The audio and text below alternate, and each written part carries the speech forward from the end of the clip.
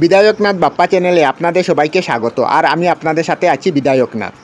আজকে আমরা অরবিন্দ্রনাথ ঠাকুরের লেখা বাপ্পাদিত্য যে গল্প আছে রাজকাহিনীর অন্তর্গত, সেখানে বাপ্পাদিত্য নামে যে গল্পটা আছে এই গল্পটির ঐতিহাসিক ব্যাখ্যা করব। মূল গল্পে প্রবেশ করার আগে এই সম্পর্কে সচেতনা একটুখানি। ভারতবর্ষের ইতিহাসে বাপ্পাদিত্য নামে কেউ আছে কিনা আমার জানা নেই। এই রাজকাহিনী গল্পে বাপ্পাদিত্য হয়ে এসেছে। ভারতীয় ইতিহাস কাটলে পেয়ে যাবেন বাপ্পা রাওয়ালের নাম। বাপ্পা রাওয়াল একজন গুরুত্বপূর্ণ চরিত্র। 7ম-8ম শতাব্দীর দিকে তিনি উত্তর পশ্চিম ভারতে তার রাজ্য বিস্তার করেছিলেন। 1200 সাল থেকে যেসব মুসলিম শাসক ছিলেন, অর্থাৎ ওই সময়কার বহিরাগত আক্রমণকে তিনি থামিয়ে দিয়েছিলেন। তাছাড়া তিনি একজন আস্তিক ছিলেন, অর্থাৎ ঈশ্বরে বিশ্বাসী। তিনি মহাদেবের ভক্ত ছিলেন এবং মহাদেবের পূজা করেই যুদ্ধতে যেতেন। বলা হতো যুদ্ধক্ষেত্রে মহাদেবের মতোই তিনি যুদ্ধ করতেন। তার সাম্রাজ্য আরব পর্যন্ত বিস্তৃত ছিল। বাপ্পাদিত্য আসলে বাপ্পা রাওয়ালেরই গল্প।